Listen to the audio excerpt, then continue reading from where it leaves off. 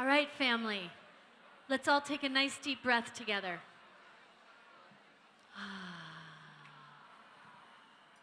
And let's take one more nice, deep, powerful breath, full of gratitude.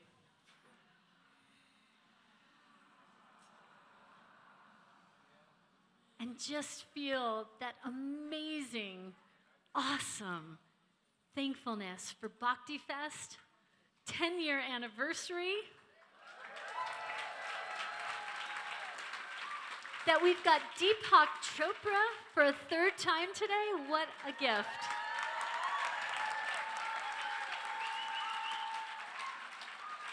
So family, please open your hearts. We have Uttal.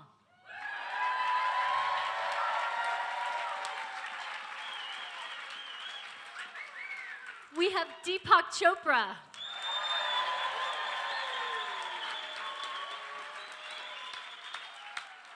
We have our beloved Shiva Rea. We have Leary. And everybody, we've got Sridhar over here, the founder. Let's give him our love.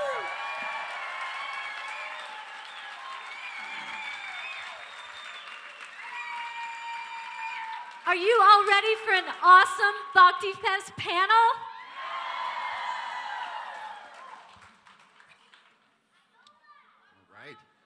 Hello, everybody. My name is Leary, and I'm the host of a podcast called It's All Happening with Leary. And before we actually jump into this magnificent panel, for all of you, who listens to podcasts here? Come on. All right. So obviously, the nature of the podcast is it is global. It reaches everybody around the globe. So let's give a big Bhakti Fest shout out to the tens of thousands of people who will listen to this.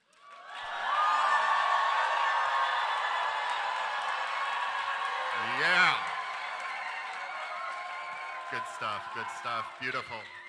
Thank you, everyone. I'm going to change course already, and I don't think I need to formally introduce these amazing people on the stage. Shiva Rea Deepak Chopra, Uttal. Shiva and Jai are, pillars of the Bhakti Fest community, and now, Deepak, you are too, like it or not.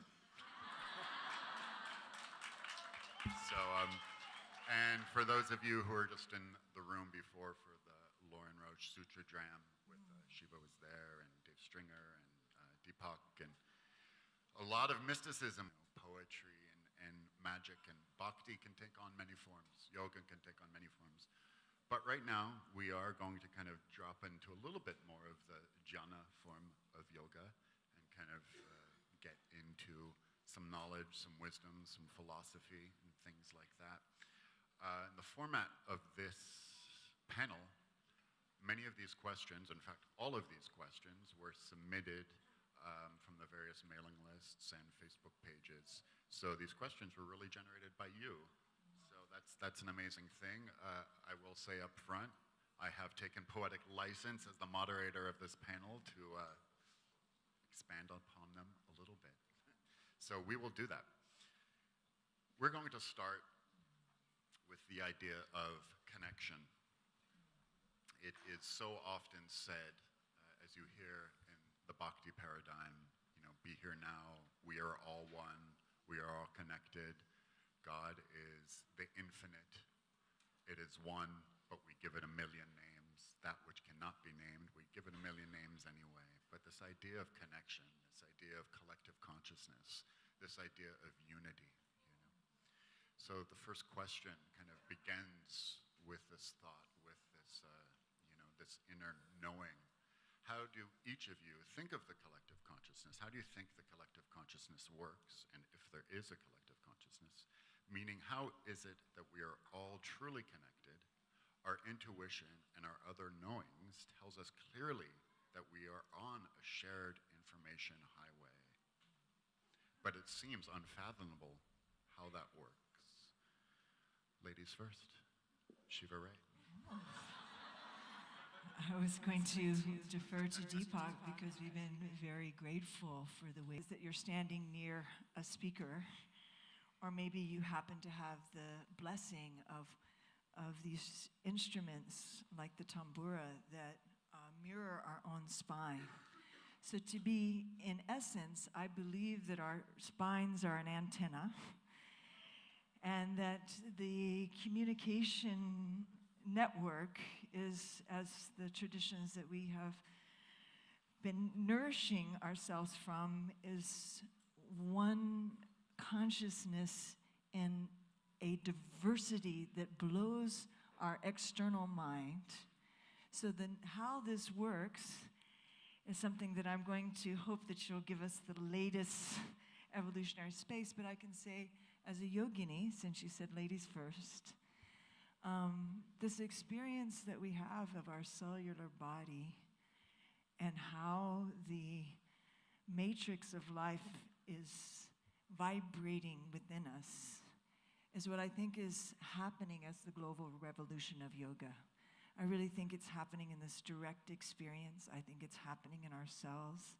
And the guidance that we receive, particularly when we're in places where things have broken, as in a hurricane, as in, we were just passing through 9/11. Yeah, in the broken places, we begin to experience that. I think here we can say a sea of love, something that is deeper than what our mind can actually perceive, but we can feel as the cellular reality of being here and now. There's a great quote by a guy named Terence McKenna that went, "There is a space beyond language, but it's just so damn hard to talk about."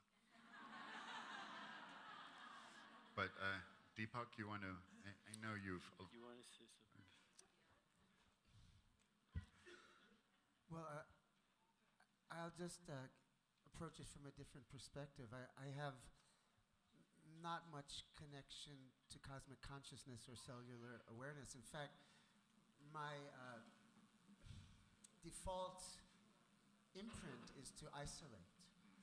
But I have found through my life that the more I'm able to soften and open my own heart, the more I see the pain and the joy and the vulnerability and the simple need of others.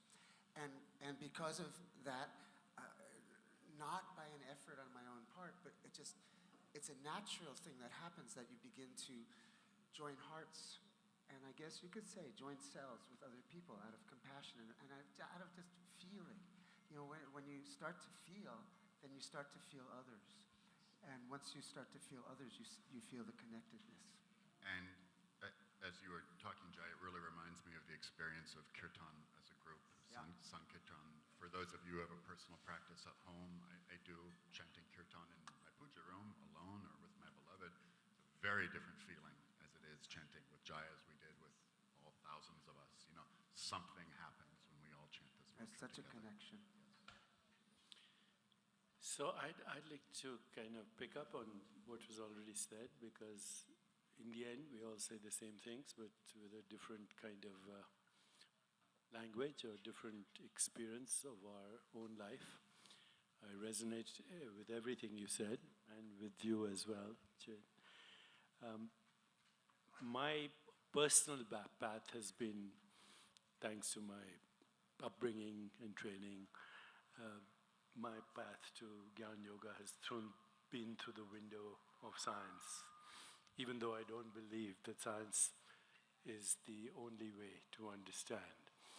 But if you want to understand reality, there are three levels of experience that we all have. The first level of experience is the one that we're having right now. So in this experience, which is actually a perceptual activity, which we call the physical world, you are experiencing your body, and then you're experiencing other bodies, and you're experiencing what we call the physical world. So this is how Newtonian science looks at physical reality. Objects are separate. We are bodies, therefore we are objects, like any other object. This is an object. This is an object with consciousness. This could be an object in consciousness, but we won't go there. So the physical world is largely governed by what we call Newtonian laws, physical laws. And these are the laws of thermodynamics, and these are the laws of gravity, these are the laws of physics and mathematics, and these laws work very well. If you assume that they're the physical world, the laws work well. You apply the principles, you can send a person to the moon, you can land a rover on Mars, and you can drive an automobile, and you can use a plane to go to Sweden or whatever else. So, science works. It gives us these laws, and we use these laws, and we create technology. So that's the first level. But at this level, you and I at least appear to be separate. We are close right now, but we are separate beings, according to this model. And this model is used from everything that we know in modern technology and science. 100 years ago, though, what happened is there was a revolution. There were two revolutions. One is, Einstein's two theories of relativity, and which talked about space-time, matter, information, energy. And then there was another revolution, which we call the quantum revolution. So that quantum revolution and Einstein's insights and insights from others actually gave us a model for saying matter, objects, and energy are the same thing. Every school child now learns E is equal to mc squared. Matter and energy are the same thing. It's the basis of the atomic bomb, amongst other things. So we know that matter and energy are same. But at the level of energy, we're all even technologically connected. We were doing Facebook Live, and people were watching us in South Africa, in Australia, in Zimbabwe, because at the level of energy, we're all connected. It's the basis of all our new technologies, information technologies. So information technologies means the internet, transistors, everything that we assume. It's about 70% of our economy is based on the idea that at the level of energy, we're connected. We're connected. And we're connected at the speed of light. All you have to do is send a text message to somebody, and it goes at the speed of light to wherever they are. Theoretically, if they were on the moon, you'd send a text to the moon, anywhere in the universe, at the speed of light, which has limitations, 300,000 kilometers per second, but not faster, okay? It's a lot, very fast, but it's not fast enough, because there are galaxies and planets out there which have exhausted their energy, that don't exist anymore, and they may have burnt out their energy a few billion years ago, and we still see them. They're ghosts, because the light that's coming from there takes millions of years to get from there to here. So when you look at the sky, you're looking at the past.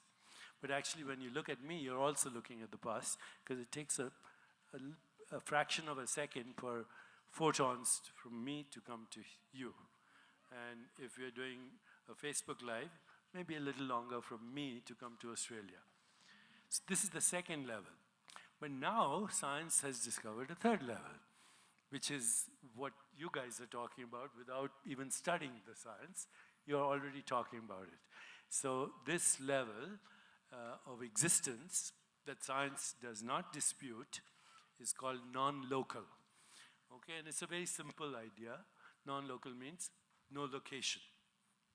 Okay, no location in space nor time, where everything is not interconnected, but it's inseparable, which means there's no connection, but there's only what all of you call oneness. Okay, this non-low level, originally described by Einstein, I won't go into the history. He suggested it, then he withdrew. He didn't know what to say, because he was a realist. He believed in the real world, which none of us yogis believe in it.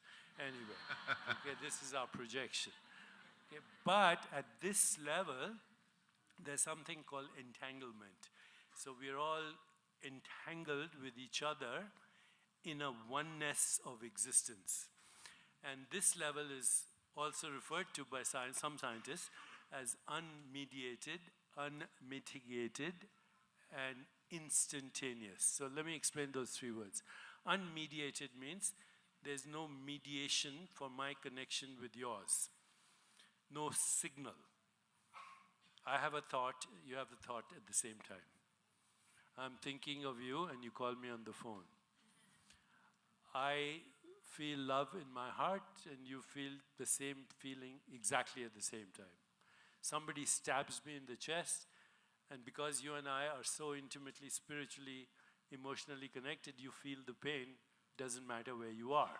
So it's no mediation, it's no mediation. There's no signal that goes from here to there. It's unmediated, unmitigated. Unmitigated means that the strength of this oneness doesn't diminish with space and time. If I'm in New York and you are in Los Angeles and we are spiritually and emotionally connected, it doesn't matter. I could be in New York, you could be on the moon, or you could be in another galaxy, and the principle would hold true. Unmitigated, which means the robustness, the strength of this connection doesn't diminish with space or time. Past, present, future, all the galaxies, everything that exists in the universe is all one, inseparable existence. So unmediated, unmitigated, instantaneous, and therefore synchronistic. When we experience meaningful coincidences, or we feel support by God, or we feel this state of grace, or we say I was lucky, I happened to be in the right place at the right time, then you're tapping into this. You're tapping into this. And some of us, not all of us, believe that this is what spirit is, this is what consciousness is, this is where our soul resides. So right now, as you're listening to me, can I do a very simple experiment? Yeah, 1 please. second. So you're all listening to me right now, okay? I'm going to ask you a question. Just answer with the word yes, okay? Will you do that? Okay. Are you aware right now? Okay, now I'm going to ask you the same question. Are you aware right now? Don't answer it till I raise my hand. Okay? Are you aware right now?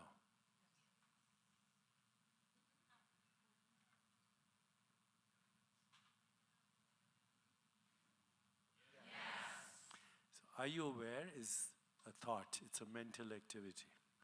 The answer yes is a thought. But you are in the space between thoughts, and when you're there and I'm there, we are both in the same place. And Yes. it's inseparable. This is pure being, pure love, where we are connected. Over here, if you drop a thought, it'll ripple across the universe and create miracles for you. This is what the siddhis are in the Yoga Sutras of Patanjali. It makes me, hearing you describe it like this, and especially at the beginning when setting it up with Einstein's theory of relativity, it kind of makes me think, especially in the atmosphere that we're in now, that many of the ancient rishis, when they were creating the Upanishads and sort of making friends with cities and trying to articulate them, were onto something Yes. that is just now coming to fruition in the scientific world, right? Because we're able to prove what they were onto, like non-dualism and Vedanta. Jai? Now, I want to say one more thing, which you mentioned, which is very beautiful actually. Solitude is not the same thing as loneliness. Okay? Loneliness comes from fear, and loneliness separates us. But when you're in that domain, which I mentioned, awareness, you can go in there anywhere, anytime. As you're listening to me, you can just be aware of that which is listening. That's true connectivity. Solitude is being plugged into the entire intelligence of the universe. So that's what Tagore, the great sage, said. He said, I'm alone, but I'm also with everyone. It's not the same as loneliness. It's actually being connected. You're not unplugging, you're plugging into the cosmic computer. I had an experience about the rippling. And it was, I love my Apple products and my iPhones and all that stuff. And several years ago, when Steve Jobs died, I received an email from somebody that I didn't know. And he said, I wanted to tell you that you changed the course of our lives. And I said, I wrote back and I said, how do you mean?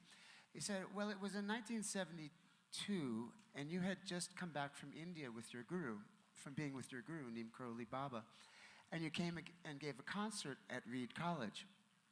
My friend Steve and I were at your concert, and we came backstage and chatted with you after the show, and you told us about your experiences with Neem Karoli Baba. So 3 weeks later, we went to India to see Maharaji, and though we didn't meet him, Steve and my lives were completely altered. And I thought, that is so amazing, because just everything we do, every step, every movement, every thought, every word that we say ripples farther, way farther than our own awareness of it. And that makes me want to act Buy a new iPhone. in a good way. But again, what you're describing is not at the level of thought. What you got a transmission at the level of presence. Neem Karoli Baba's presence was the transmission, not a thought. And it's I always like to point out, especially on my podcast, that it's a good way to remind yourself if you look at technology or the proliferation of cyberspace in the digital age as a threat, remember the roots of it. Cyberspace and the internet age was started by the acid heads. It was started by us.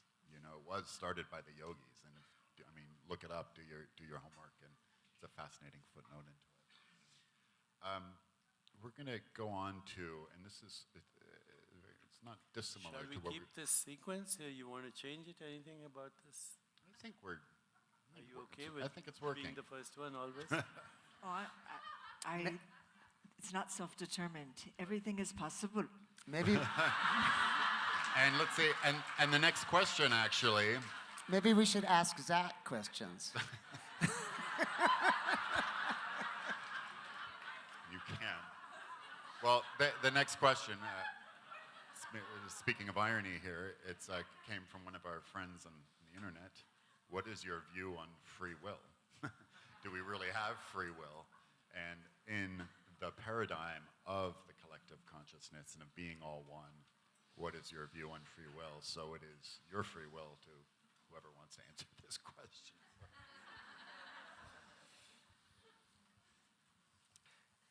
Well, it's an unanswerable question.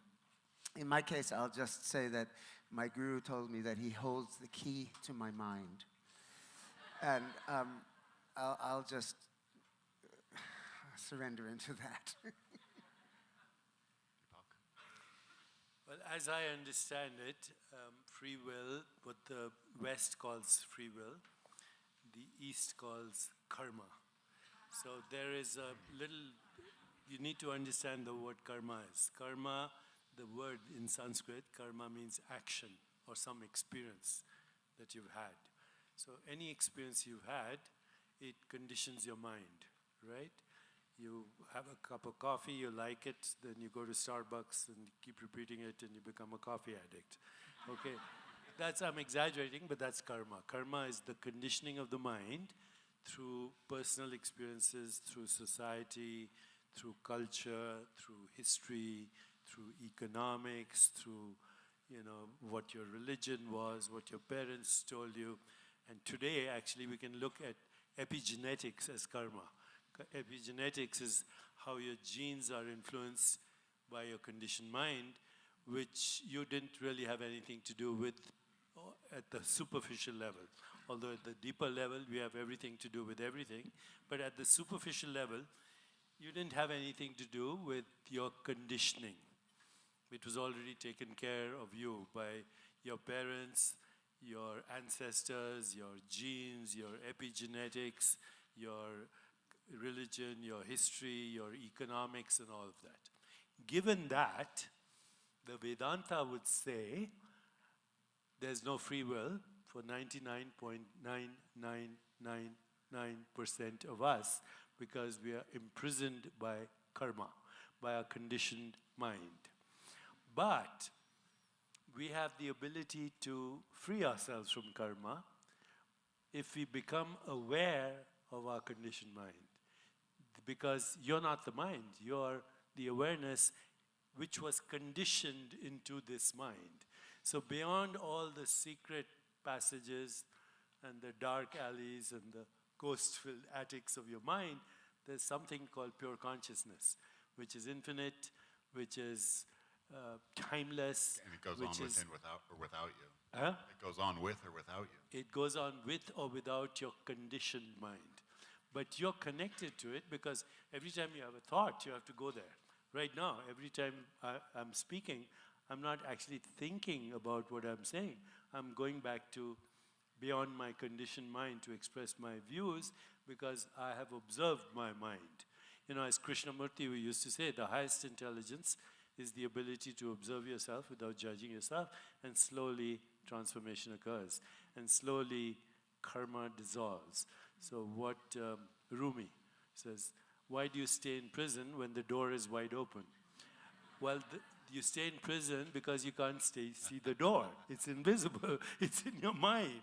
So I would say yes, the goal of our existence is free will. It's called moksha, total freedom. Total freedom is called moksha. But that's what we're all seeking. And along the way, we are imprisoned by determinism or karma. Shiva? I have to admit, I'm in a kind of state of reverie up here because I love Jai so much, and I can't believe I've never been this close to you, and Thank you. and I just want to share something that has helped me, is the tantric, as my small understanding, but it has helped me, is this invocation of Ichcha Shakti. It really, I think, is a different, perhaps, understanding of will, and that every aspect of nature has Ichcha Shakti.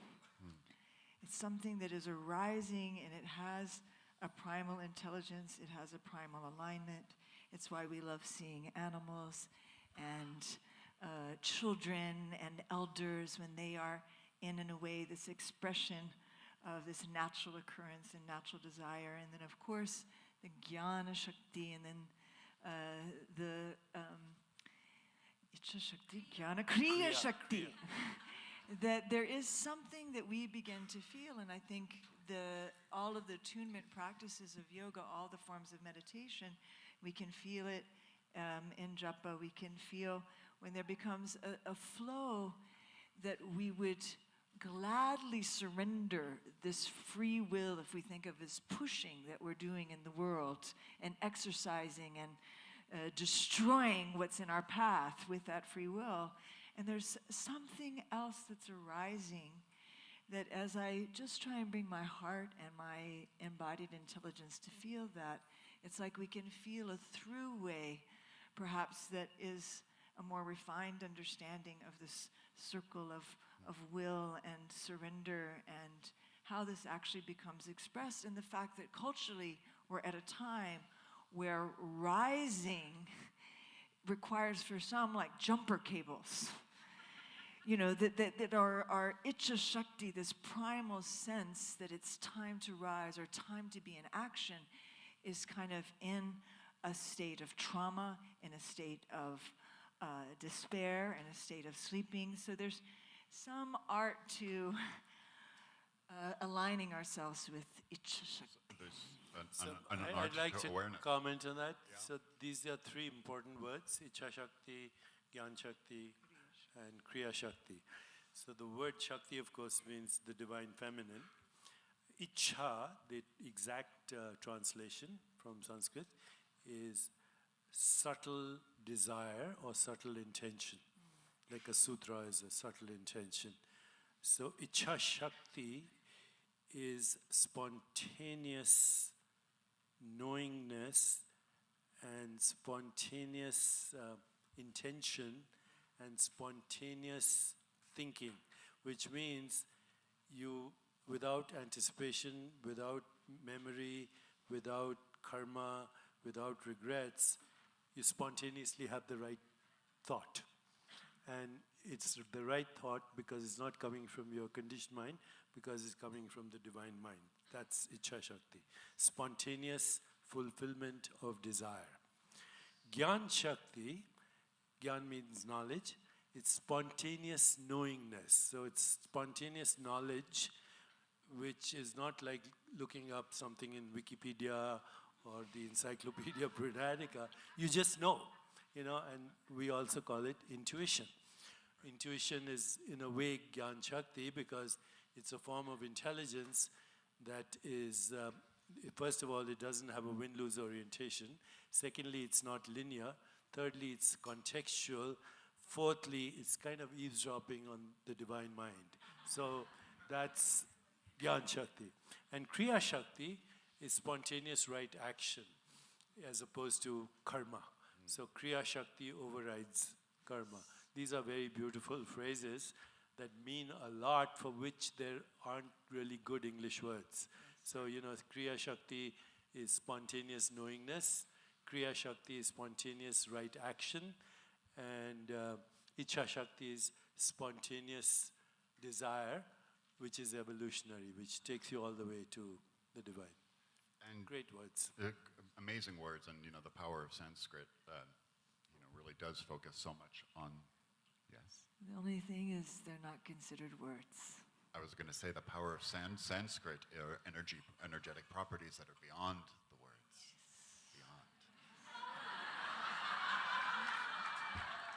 Beyond. I did want to say something about the conditioned mind really quick. Do you guys know the story? I forget his name.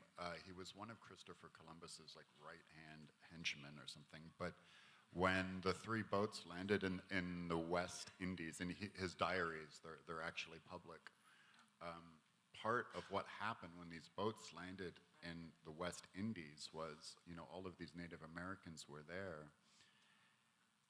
They had no conditioned mind for what a boat of that size was. Therefore, they did not see it on the horizon. They did not see it coming.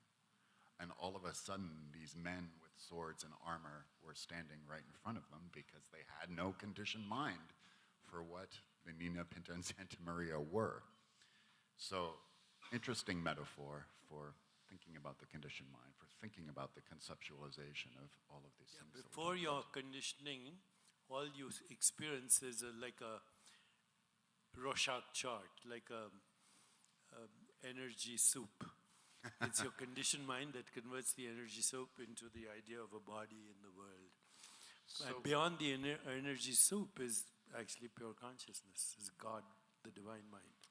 So, in regards to free will, I'm just curious what you feel about the concept or the idea of divine intervention or divine grace, an energy that may, out of mercy, come down and change the course of one's karma. What? And you said Maharaji had the keys to your mind, and so. Say that again? Maharaji had the keys to your mind. Yeah. Did he? What was that? But that's a kind of a very interesting paradox, that you surrender to Maharaj as the divine mind, and in doing that surrender, you connect to the divine mind, because Maharaj is the conduit channeling that divine mind to you.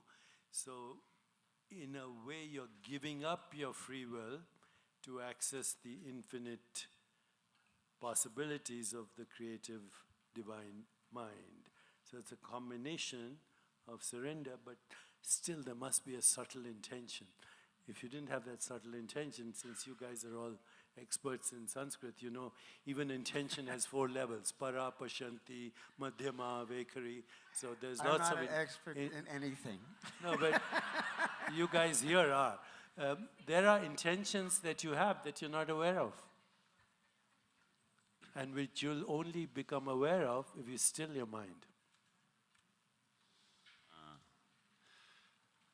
The younger people who, not that we need to label anybody or put them in a class of a generation, but United States Department of Labor says 60% of all kids in elementary school today will work in a profession that has yet to exist.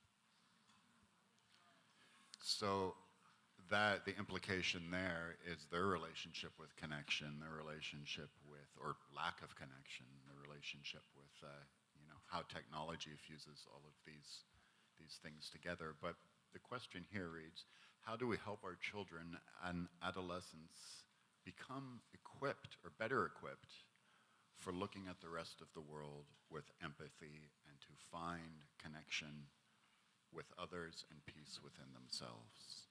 So I think kind of directing this towards young people, because there's no question the fabric of our planet, the fabric of our culture, of our society is changing at the fastest rate it ever has, well, certainly within the last 100 years. So let's talk about the kids today.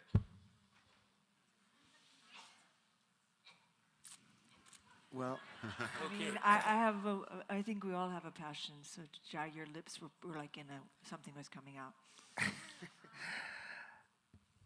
well, our son turned 13 recently. Oh, wow. And, from the moment he was born, actually, from before he was born, well, he was inside of his mother, Nubia.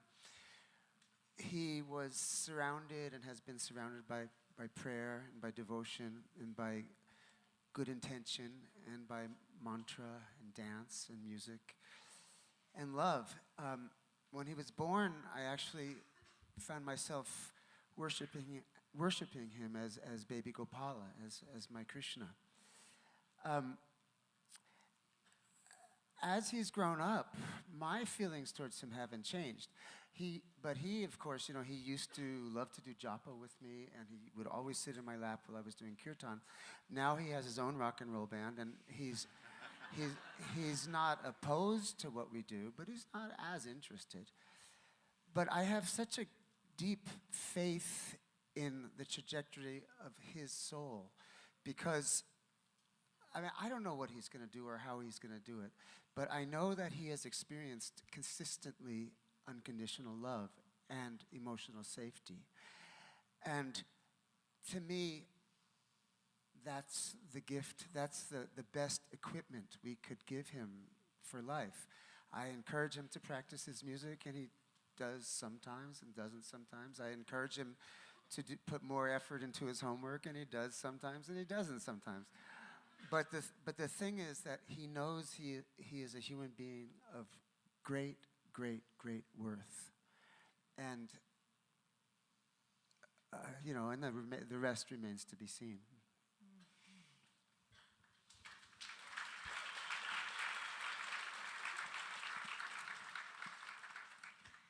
I'd like all of us for a moment to pause and think of a young person in your life who is in any place of despair or going through a hard time. Does everybody have anybody in your life who is in that space? I think of Ariana, who's a counselor at a high school. My son is now 20, and he went through a whole initiation of death and going through depression. And, what is happening to the youth today is not that different than what was happening when I was born in '67, and Berkeley was raging. My father was going to UC Berkeley, and I'm always grateful for that transmission, because I think the youth have this altruism, and what's happening at the macro scale, I can't imagine. We all had our thing that made us feel that there was no future, but climate change combined with our current political change, and this main thing that I'd like all of us to think about is the somatic change of technology that we and our homes, because I know you wanted to ask us to think of practical things, like how can we, for me the simplest thing is I just think we need to apply the science that we already know about our circadian rhythms. I think we need to help young people deal with this somatic insult to their natural intelligence that has been going on, and to find places where we can re-engage the yogas that we all know about, the fact that meditation is happening in schools is so powerful. So the fact that you could volunteer in a school, I did through my son's elementary school, and then there's something that happens junior high and high school where these resources, and there's these gaps. There need to be places where, what happened to the raves? They should just be like PE raves or something with, like, you know what I mean? Like, there's something where we need to catch up with how powerful the free things that young people can do to re-engage. Not so much that maybe it's through we thing, but I think what I hear from my son is that festivals are the place where the somatic experience of this enlivening, we're social creatures, and so the music and the chanting and the yoga and the breathing is re-enlivening. And going back, it's just not so satisfying. So there's something of Icha Shakti that is rising, and I feel we should, if you're in any place of influence at your school, how can we make changes to support youth's health, at mental health, physical health, social health? And I think everyone in the room, and personally, we're actively engaged with this. Yes. It's something called Flow for All. We're making music. I know you have both involved in this with kids, with Kirtan kids, making music that has this effect on our neural pathways, giving many alternate forms of meditation so that these tools are available everywhere. Yes. Good stuff. And Shiva, just one very small thing. You said those of us who are in positions of influence, and I think we should all remember that every single one of us is in a position That's of influence. what I mean. That's really what I mean. But I mean, it's not that you're in a position where you can create influence where you are. Where you are. Yes. It may seem small, just look in your neighborhood or look just to your school. Before Deepak, before you add to this, I personally, I've kind of changed my tune on this. I mean, I was always kind of personally struggling with the lack of mysticism in the modern world. It's like, oh my God, what's happened to the mystical experience? We're all in front of these screens all the time, and it's short attention span theater and stuff like that. But like Shiva was saying, I mean, Bhakti Fest is a special place. I'm not saying there are tons others like it, but there are a lot of festivals in America. There are a lot of tribal gatherings. There are a lot of us getting together and dancing around the fire and praising the divine in many, many, many forms, and it's pretty inspiring. But Deepak, young people. I've kind of agonized about this for many years, and this is what I'd like to share. We cannot stop evolution, either biological evolution or the evolution of consciousness. It's just the way nature is. Nature evolves from primitive life forms to complexities and ultimately huge complexities in consciousness. And so part of that evolution is technology. And when I came to this country, I'd never seen a TV set in my life. The first time I saw a television set was in New Jersey, in color. And I didn't know what the heck was, these people inside a box. And then, if I had to make a phone call, I had to go to a booth and do a collect call or whatever. And then, I saw the first fax machines. I saw the internet. I saw email. Somebody told me in the future you can send movies by fax. I thought that was a miracle enough, and now you can go in iTunes or wherever, you can click and you saw any movie you want. You can't stop this.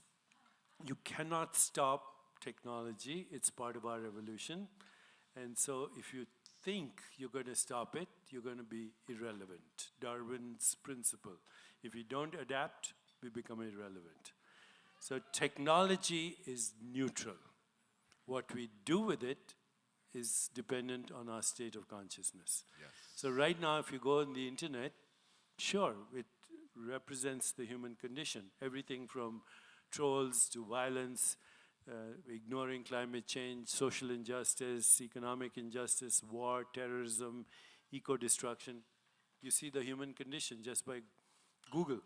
All you have to do is that. So what is our responsibility? Our responsibility is to bring the divine into the technology. Yes. And we do that right, we can create technology will be our means to a more peaceful, just, sustainable, healthier, and joyful world. Now people are talking about VR, they're talking about augmented reality, AI. but the fact is we're already in a virtual reality, okay? And all these are just extensions of our consciousness, and it's amazing, spontaneous, evolutionary creativity, which is, when we think of God, we say creator, right? Why? Because God is the ultimate creator. So our creativity is an aspect of that, but it can be diabolical. It can destroy the world, it can save the world. And so my plea to you is engage in technology, tweet these things, put them on Facebook, put them on Instagram, put them everywhere, communicate with other people, send them love through the internet. You can give somebody in Zimbabwe a dopamine hit right now, and all you have to do, all you have to do is send them an emoticon with a kiss or a hug, and here is a dopamine surge in somebody in South Africa. So, let's use technology to create a more peaceful, just, sustainable, healthier, joyful world.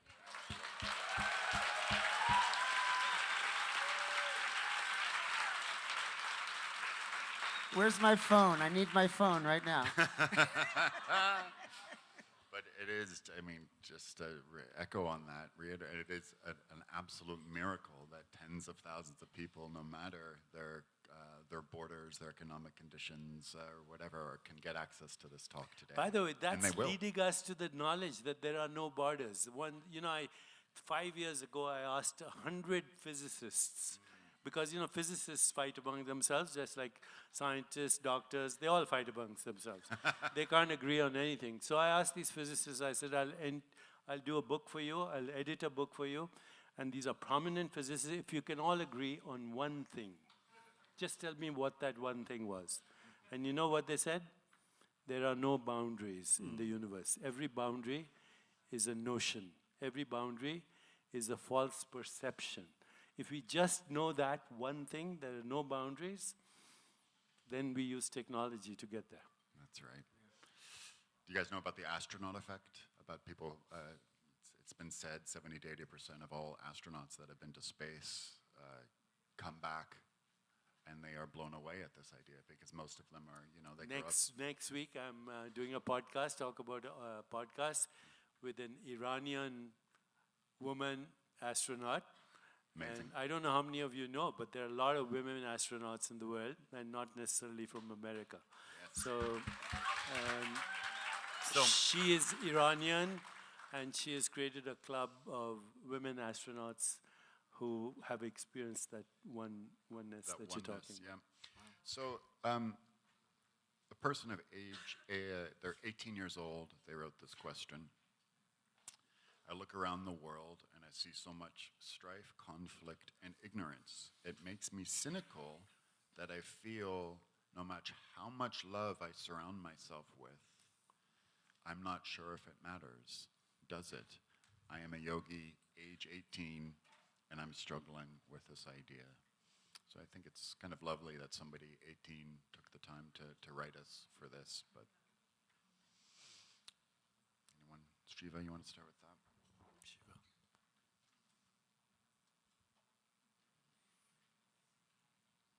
Well, I think it's the same echo in Mother Teresa when she was asked that question. It's the same thing about any action we do. She says, yes, but it would be one less drop in the ocean, this act of compassion. I think that kind of despair when you're 18 is part of a metamorphosis. And I think Bhakti is part of that metamorphosis, where we see, like, if our lens are in one way, we see that everybody, as you say, seems to be attending the boundary that actually doesn't exist. And I wanted to say one thing about the word boundary, is I think that respect is different than boundary. And that I think we need to start just in a way for boundaries, describing that if we have mutual respect, there's something how we can share this boundless space together. And it feels that this is part of what we see kind of dissolving in the world, is a sense of respect where you do have that sense. I know you've all are global citizens, or just even you in your own neighborhood, and you have these interactions where someone transforms your day. Sometimes they're an elder, or sometimes my favorite rascals were on Beale Street in Memphis, and I'd be late to work at the Blues Club, and these old guys, they would just have this way of saying, "Hey, Shiva, keep it up, honey." Just like one, and it would change my whole day. And if I didn't see them, do you know what I mean? So I think that when you're 18, you hope that the revolution goes all the way to the White House and it stays there,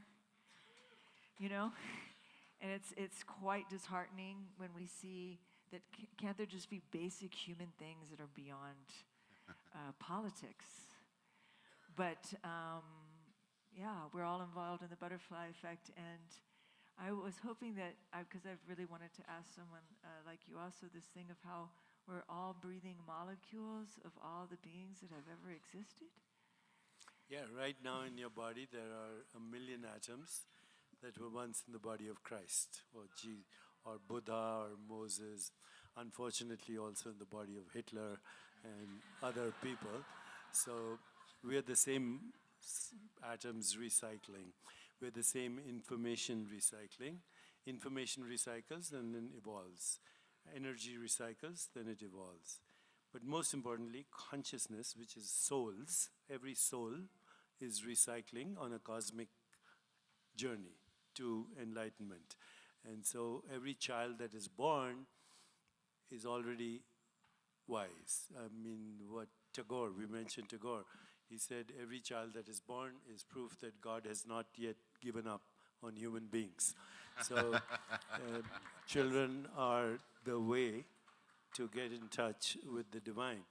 And if they get attention, which means they're heard, if they get appreciation, which means they're noticed for the strengths they have, if they get affection, which means they're given what you gave them, unconditional love, and if they get acceptance, which means you don't try to mold them into your idea of music, total acceptance, then they blossom and they unfold with spontaneous creativity. So what actually is happening is souls are not only recycling, but they're also recycling the conditioned mind, the cultural mind, and all of that. And so epigenetically, they come partly, there are many kinds of karma, as you know, prarabdha karma, sanchit karma, on and on. But the fact is, there are karmic boundaries that souls come into the world with. But if they are given this total nurturing, they override that and they evolve into higher beings. So every one of us is evolving to that higher being, but some of us are maybe because of circumstances, karmic, epigenetic, it's slow. And in other places it's faster. But evolution is unstoppable anyway. So I wouldn't worry about the future of humanity. When all this settles down, the dust settles down, this will be seen as a phase transition. When water becomes steam, it boils, and there's turbulence. So now humanity is going through a phase transition. There's a lot of turbulence, and soon we'll be on another journey, another trajectory altogether. At least that's what I think. Well, let's talk a little bit about the last phase. I just want to go back a little bit to the 18-year-old. Yeah. And it seems such a tender, vulnerable question. It really was. Yeah. And I don't think it's unique to an 18-year-old. I think it's a question, a moment, many moments that come to us all through our lives, where we feel you know, we feel so much love, and then we feel an impotence, and we see pain everywhere. And is the love that we feel, are the actions that we are enacting, are they actually helping? And then, you know, it isn't so hard to become cynical and to become hardened. And I would say to that 18-year-old boy, the same way I would say to myself at 67, Jai, remember a time when you were feeling down, separate, despairing, and someone gave you their love. And even deeper, remember a time when you were feeling lost and you gave yourself love. And you know the huge difference that made in your being. So I would say to him, remember that, and don't give up on your kindness and your intention and your prayer for the good, the well-being of everyone. And sometimes, of course, it looks very bleak. But in the times when it looks bleak is the times that we have to try to shine even brighter. Because everyone has a tender heart that is in need of caring. Yes. And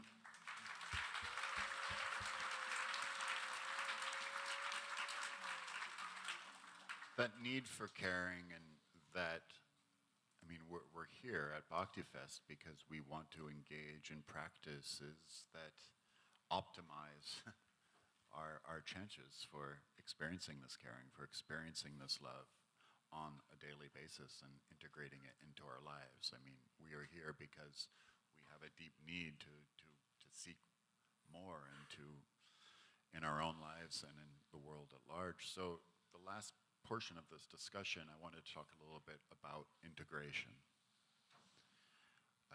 Loosely, I guess we can maybe use the metaphor of what happens when you step off the mat.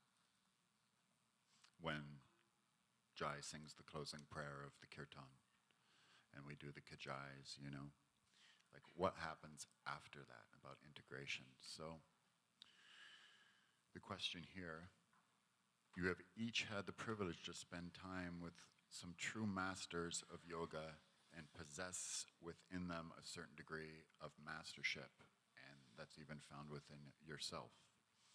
Degrees and certifications aside, what deeper qualities would you say differentiate genuine teachers from the masses and authors and instructors of the world, and how we might best go about developing these qualities within ourselves?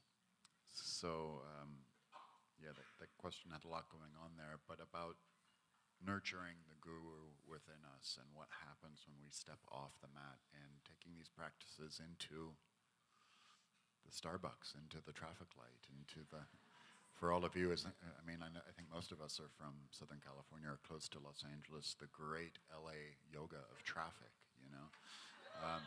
I am a terrible representative of Bhakti yoga when I'm driving on the 405. I'm the worst. I seek not to be. But let's talk about integration for a second. Deepak, let's start with you, integration. As a physician, I learned, my training was in neuroscience, endocrinology. So I learned about the three brains that we have. We have a reptilian brain, which is responsible for our survival. All reptiles have this response, fight or flight or freeze, when they're threatened.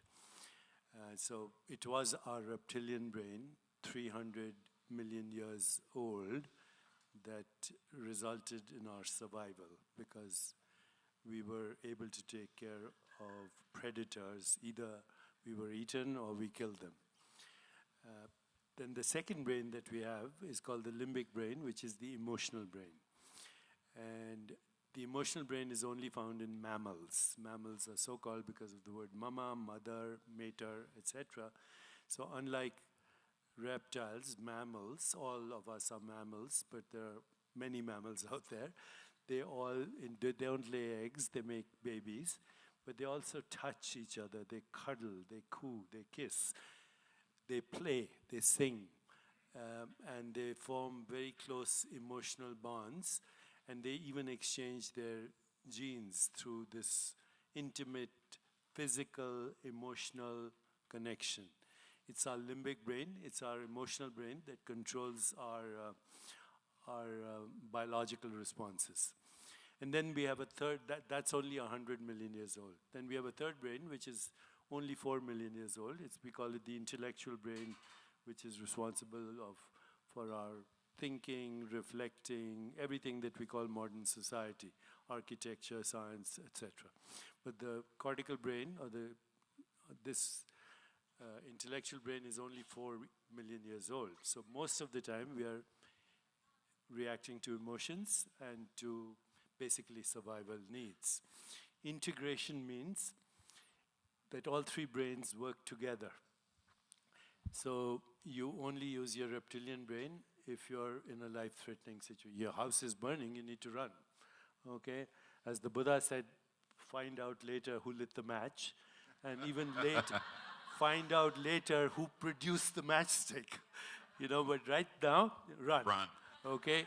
So that's the best use of the reptilian brain. Danger, survival. The best use of the emotional brain is what we call love, compassion, joy, equanimity, peace, which moves us in the direction of what scientists call homeostasis or self-regulation. If, on the other hand, you're feeling fear and anger and hostility and guilt and shame and depression, then your body goes into inflammation. Okay? The intellectual brain has very little to do with anything we do. We pretend that we're using it, but we don't. Okay? And the best way to use it is through reflective self-inquiry. So an integrated brain is you're using all three.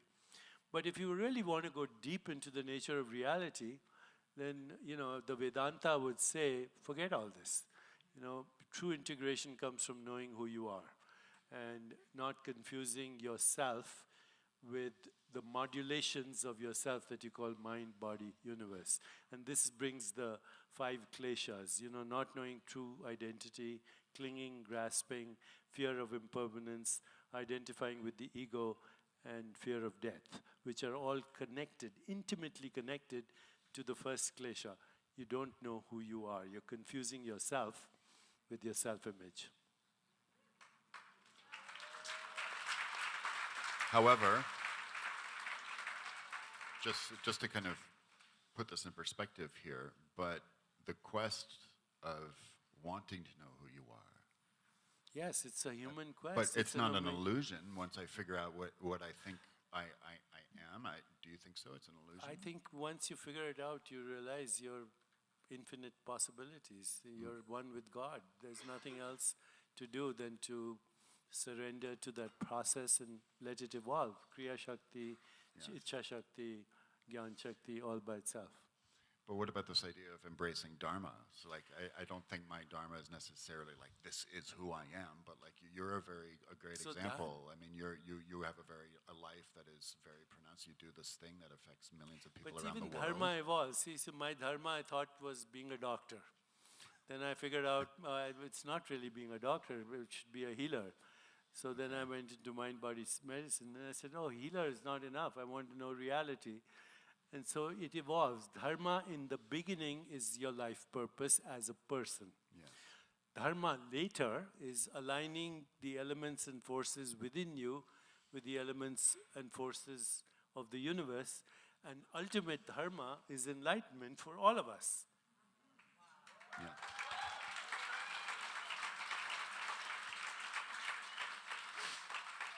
I mean, Jaya or Shiva, we originally were talking about what happens off the mat or away from the harmonium, but we jumped into Dharma here and purpose and our roles and all of that. I don't know that I can add anything to what you just said. Except just, as human beings. His smile says it all, right? Yes. It really does, and not just metaphorically, but it really does. I find that as human beings, we take 2 steps forward and often then take 1 step backwards, 2 steps forward, and we have to look with the long view and do our best. And in some cases, we become heads of state and say 60 years backward. Yeah.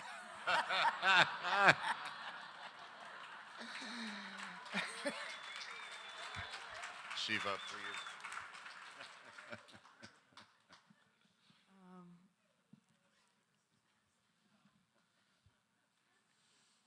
Because I had the chance to live in Kenya,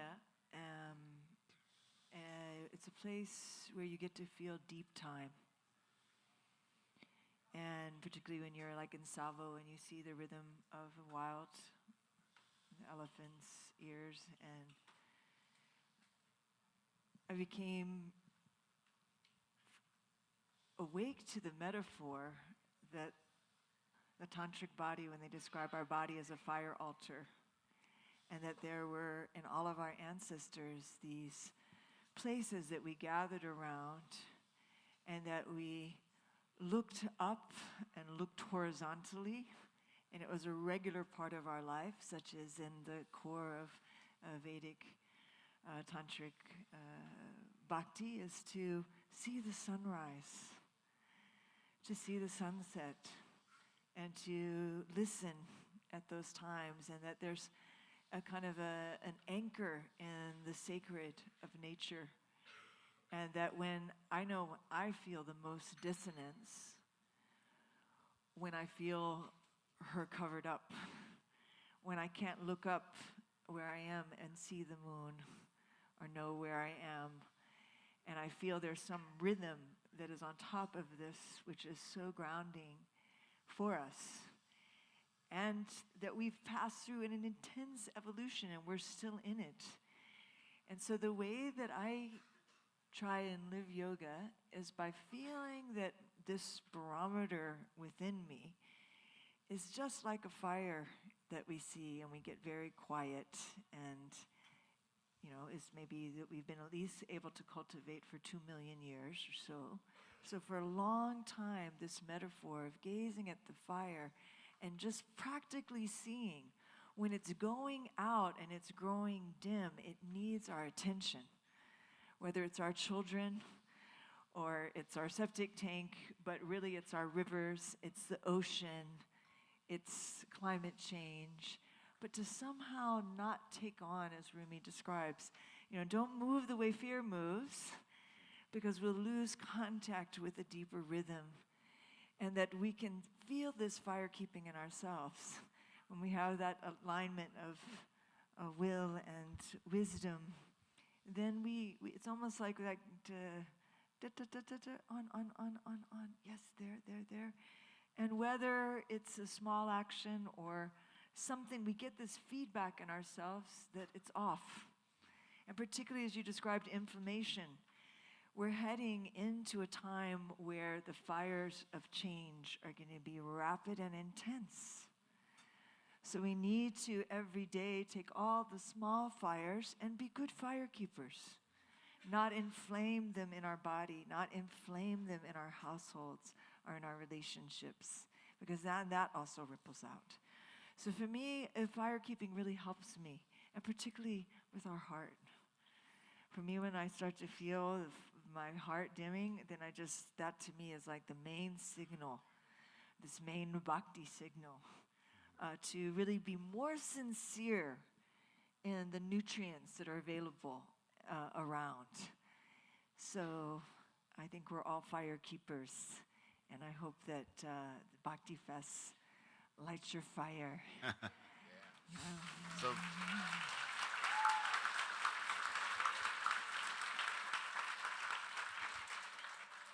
hearing you talk, Shiva, it really had me think about the nature of the ego. Somebody wrote here, why do I always hear to calm the ego, to lose the ego? But lately I've read that you need the ego because that is trusting your inner self. So as my question is losing your ego necessarily a must in the process of bhakti or Zen or Buddhism? That's the question here on paper. But it really, it had me thinking a lot about that. And what Deepak, what you said before about the illusion of who we actually are or what we actually are.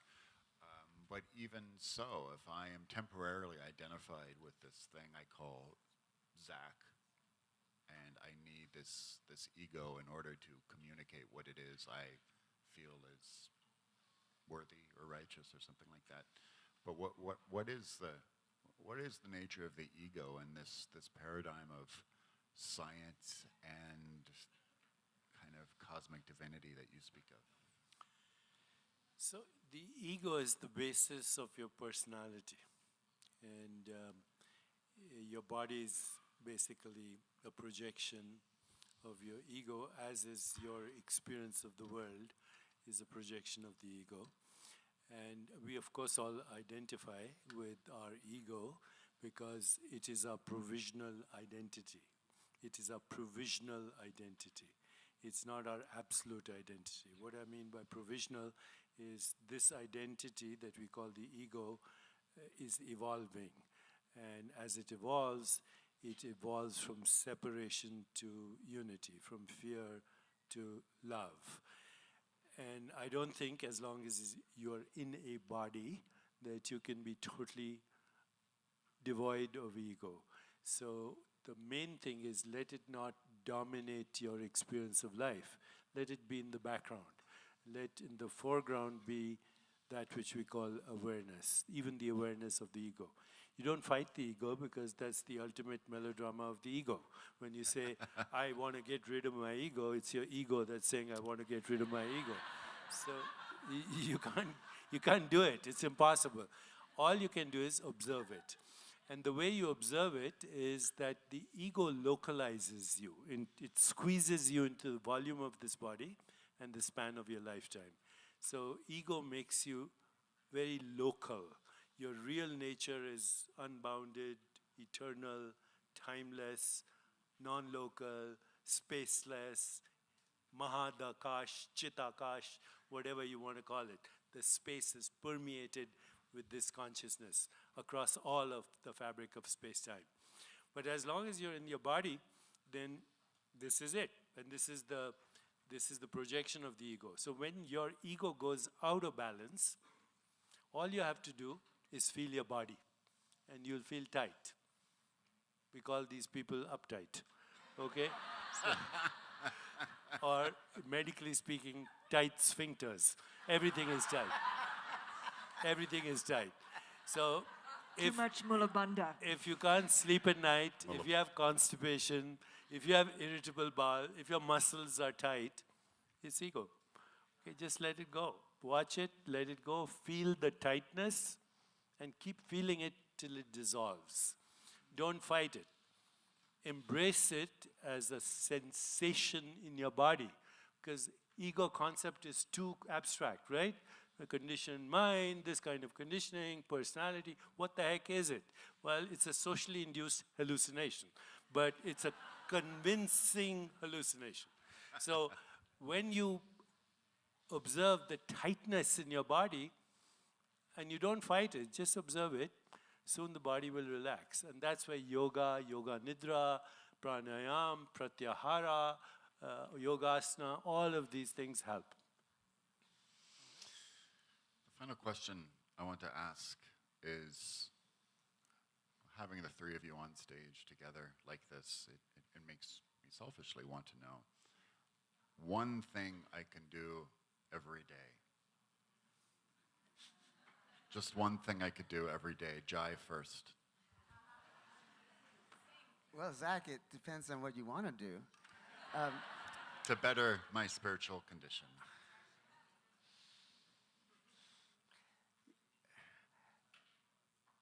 You know, I know what I would answer you if you were interested in singing and devotional yoga, but I don't exactly know what your particular path is. So I would just say, if there's one thing, just one thing that you could do each day would be to show an act of kindness to some other person.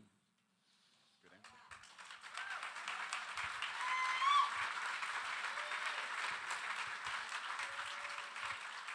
Deepak. Okay, before I answer the question, I want to do a little promo.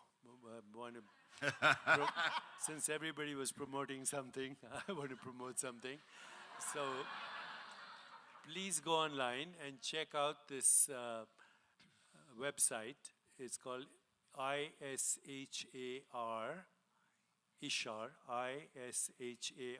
online.org. So ISHAR stands for Integrative Studies and Historical Archives for all things that we're trying to learn together right now. This is a library that the Chopra Foundation started, and we haven't promoted it because it wasn't ready. It's ready right now. It's free, and you can find anything that you want on meditation and the research, on epigenetics, on neuroplasticity, 65,000 academic papers on everything that we guys are interested in, okay? And this is how we want to use technology, okay, to create a more peaceful, just, sustainable, healthy world. But one of the reasons I'm saying this right now is I asked our librarian and our director, who's a cultural anthropologist from MIT, he's an MD, he's a PhD, I said, I want to know from you if there's any connection to inflammation in the body, 95% of all chronic disease, and what's happening in our collective consciousness. And I wanted to do all the research on this, and they spent 2 years doing this research, and this is what they found. And I want everyone to know this, that if you look across the world, the number one human condition today is low-grade anxiety and low-grade depression. 99% of humanity suffers from low-grade anxiety. Low-grade means they don't know what they're anxious about. They're just a free-floating, low-grade, total anxiety. And then it also leads to low-grade depression, and that's a marker for inflammation in the body, which you can measure, low-grade inflammation, not acute inflammation. So if I injure myself and I get a bruise, that's an acute inflammation that protects me. It protects me from bleeding to death. But there's something called low-grade inflammation that leads to 95% of disease in our world. 95. Only 5% of disease-related gene mutations are fully penetrant, which means they predict the disease. For that, they're doing all kinds of research, gene technology, CRISPR, editing, etc. But the rest is related to a low-grade anxiety that comes from feeling separate. And therefore, our number one task as a civilization is to get rid of this low-grade anxiety through the opposite of what is anxiety or fear, which is love, of course. So this is the true mission, I think, of all of us at Bhakti Fest and everywhere else. So please check this website, isharonline.org. It's a free service. And I wanted to mention this. Now, what should we do as a daily practice? I think I have mine, and mine is I do my reflective meditation. I'll take you through that this evening. Supposedly, I'm doing a meditation. But I also introduce 4 intentions every day into my body-mind system. The first is joyful, energetic body. Second is loving, compassionate heart. The third is reflective, alert mind. And the fourth, and most important, is lightness of being. And as long as I do that, I'm all set. Shiva.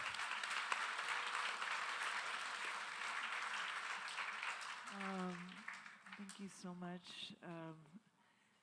As you said that, it helped me focus on one thing and also 3 tiny points. If we bring our hands overhead in Jaya Mudra,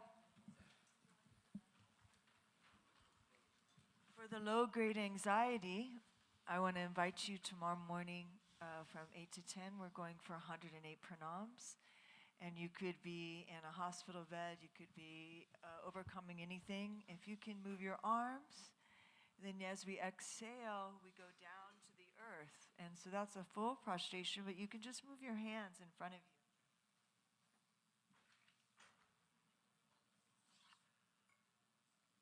And then for the depression, as you come back up, stand up, rise up. Take your arms back up. So if you couldn't lift your arms, you could bow. Let's bring our hands to our heart. You can just bow to your heart. then you can begin to lift your spine and open your chest. And those two movements are the pulsation of consciousness, unmesha, nimesha. And it's, as a kind of movement anthropologist, it's my thesis that we got off the Bhakti origins of yoga because we all learned chaturanga, but we never went down into prostration. No, I mean, just consider it. Yeah. We're stuck at a humkara level because we thought we'd just go from there to upward dog. But if you go from chaturanga and you go down to the earth, the ahamkara surrenders into the buddhi, into the wisdom. And then there we receive any anxiety that we're feeling now. However you can get down, like James Brown. And the part of it is however long you stay down there, and particularly tomorrow we'll be with the Mayapuris. You're all welcome. All musicians of Bhakti Fest are welcome to join us.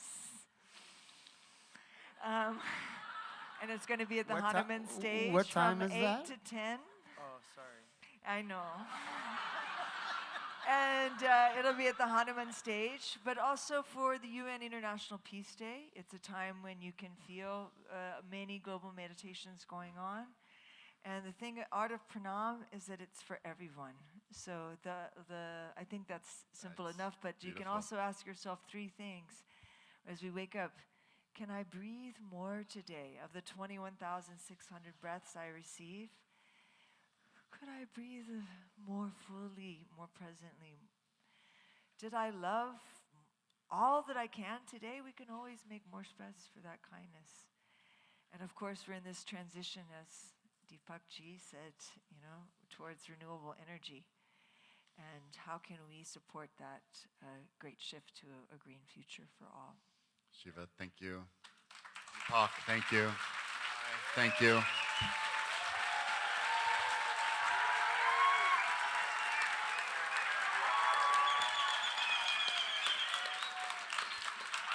Let them have it.